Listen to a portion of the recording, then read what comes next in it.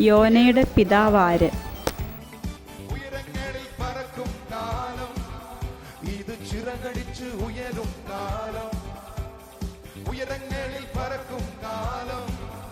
അമിത്ഥായി. ബൈബിളിലെ എത്രാമത്തെ പുസ്തകമാണ് യോന പ്രവചനം?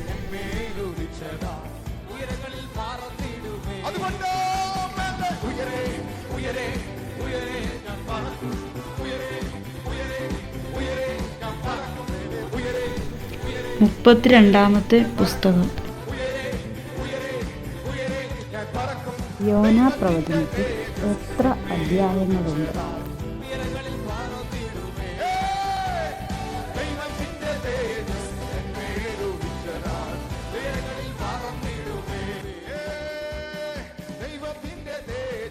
നാല് അധ്യായങ്ങൾ. യോനയുടെ ജന്മദേശം.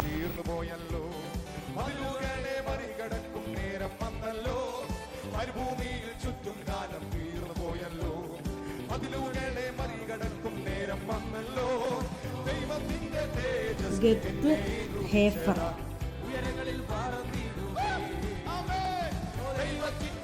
യഹോവയുടെ സന്നിധിയിൽ നിന്നും യോന എവിടേക്ക് ഓടിപ്പോയി?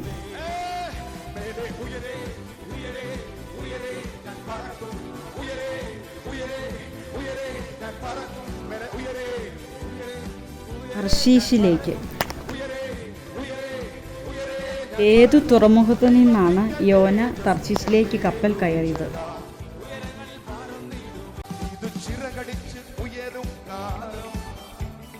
യാഫോവിൽ നിന്ന്.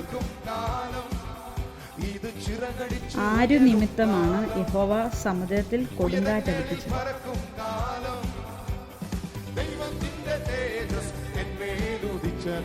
യോന.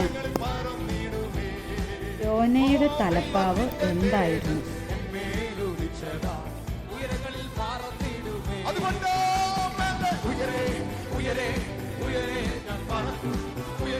കടൽ പുല്ല്. എന്തുകൊണ്ടാണ് യഹോവ യോന പ്രവാചകനോട് നിനവയ്ക്ക് വിരോധമായി പ്രസംഗിക്കുവാൻ ആവശ്യപ്പെട്ടത്? അവരുടെ ദുഷ്ടത നിമിത്തം. യോന അയ്യം വിളിച്ചത് എവിടെ നിന്ന്?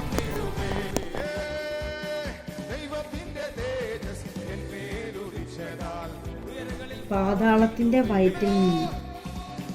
രാജവസ്ത്രം നീക്കിവെച്ച് രട്ടു പുതച്ച് വെണ്ണീരിൽ ഇരുന്ന വിജാതീയ രാജാവ്. നിനവേ രാജാവ്. ജീവിച്ചിരിക്കുന്നതിനേക്കാൾ മരിക്കുന്നത് എനിക്ക് നന്ന് എന്ന് പറഞ്ഞു താര.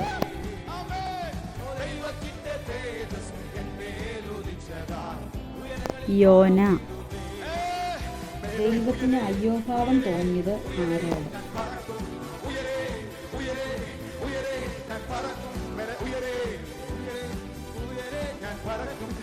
നിനവേക്കാരോട്. പ്രവാഹത്താൽ ചുറ്റപ്പെട്ട യോനയുടെ മീതെ എന്തെല്ലാം കടന്നുപോയി?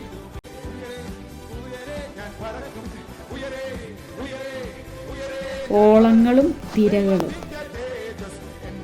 യോന എന്ന വാക്കിൻ്റെ അർത്ഥം? പ്രാവ്.